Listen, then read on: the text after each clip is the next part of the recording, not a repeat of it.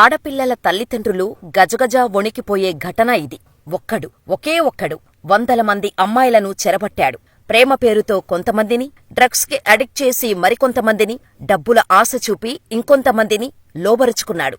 నమ్మి వచ్చిన అమ్మాయిలతో సెక్స్ చేస్తూ బెడ్రూంలో సీక్రెట్ కెమెరాతో షూట్ చేశాడు.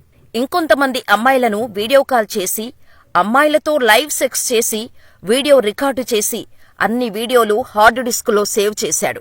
ఒక్కరు కాదు, ఇద్దరు కాదు, వందలాది అమ్మాయిలు. ఎలా ట్రాప్ చేస్తాడో తెలీదు. ఆ అమ్మాయిలు ఎలా లొంగుతారో తెలీదు. వాళ్లను సెక్స్ కి ఎలా ఒప్పిస్తాడో తెలీదు. రికార్డు చేసిన వీడియోలు చూపించి ఆ అమ్మాయిలను వేధిస్తాడు. అవసరమైతే ఆ వీడియోలు పోర్న్ సైట్స్ కి అమ్మేస్తాడు. ఇదంతా మస్తాన్ సాయి సైకోయిజానికి ఉదాహరణ మాత్రమే. గుంటూరుకు చెందిన మస్తాన్ సాయి గతంలో హీరో రాజ్ తరుణ్, లావణ్య వ్యవహారంలో తెరమీదికి వచ్చాడు. అంతకుముందు వరలక్ష్మి టిఫిన్స్ సెంటర్లో డ్రగ్స్ అమ్మిన కేసులో అరెస్టయ్యాడు. ఆ తర్వాత గుంటూరు సుభాని హోటల్ యజమాని కొడుకులకు డ్రగ్స్ అమ్ముతూ మరోసారి అరెస్టయ్యాడు. అంతకుముందు లావణ్య పెట్టిన కేసులో అరెస్టయ్యాడు. అయినా మారలేదు. ఇలా జైలుకు వెళ్లి అలా బయటకు వచ్చేస్తాడు. అసలు ఇలాంటి ఉన్మాదులకు బెయిలెలా దొరుకుతుందో అర్థం కాదు. తాజాగా మరోసారి నార్సింగి పోలీసులు అతన్ని అరెస్ట్ చేశారు. అమ్మాయిల న్యూడ్ వీడియోలు ఉన్న హార్డ్ డిస్క్ను లావణ్య నుంచి లాక్కునే ప్రయత్నంలో ఆమెపై దాడి చేసి పోలీసులకు దొరికిపోయాడు. నిజానికి ఆ హార్డ్ డిస్కులో తన వీడియోలు డిలీట్ చేయటానికి లావణ్య అతని నుంచి ఆ హార్డ్ డిస్క్ కాజేసింది.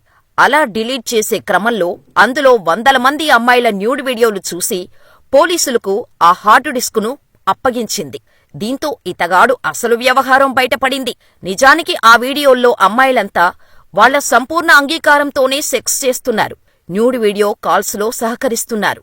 కాని వారికి అతను ఆ వీడియోలను రికార్డ్ చేస్తున్నాడని తెలీదు. అతను తన దగ్గర వీడియో ఉందని అతను చెప్పాక నరకం అనుభవిస్తున్నారు. ఆ వీడియోలతో పాటు ఆ అమ్మాయిలతో మాట్లాడిన కాల్స్ ని సైతం రికార్డు చేసి హార్డ్ డిస్క్లో స్టోర్ చేశాడు. ఆ ఆడియోలో అమ్మాయిలు చాలా దీనంగా వేడుకుంటూ తమ వీడియోలు బయటపెట్టొద్దని ఏడుస్తూ బతిమాలుకుంటున్నారు. వారితో ఆ రాక్షసుడు మాట్లాడుతున్న విధానం వింటే వీడు మానవ పుట్టుకే పుట్టాడా అనిపిస్తోంది. ఇక్కడ అమ్మాయిల తప్పు కూడా ఉంది కదా అనుకోవచ్చు. అవును, ఖచ్చితంగా ఉంది.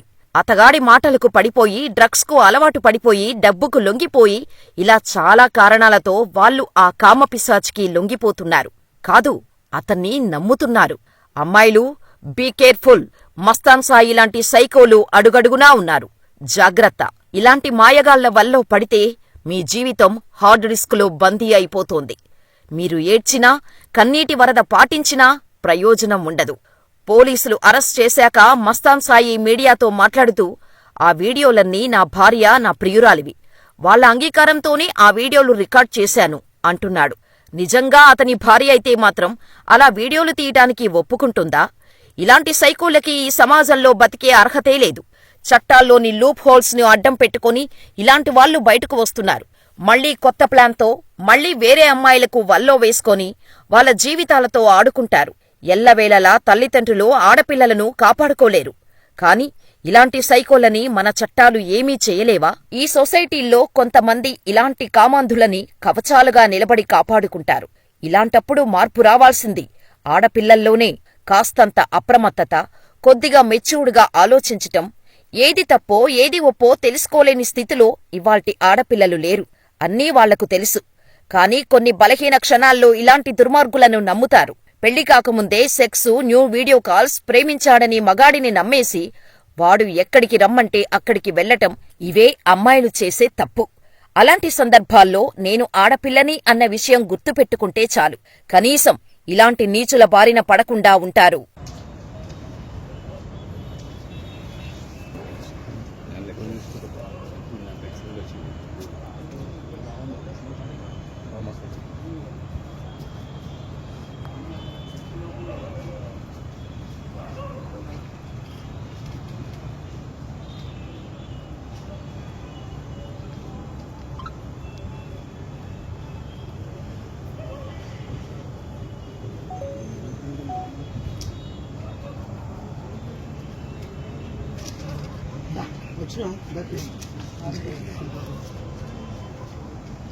పెన్షన్ తీసుకుని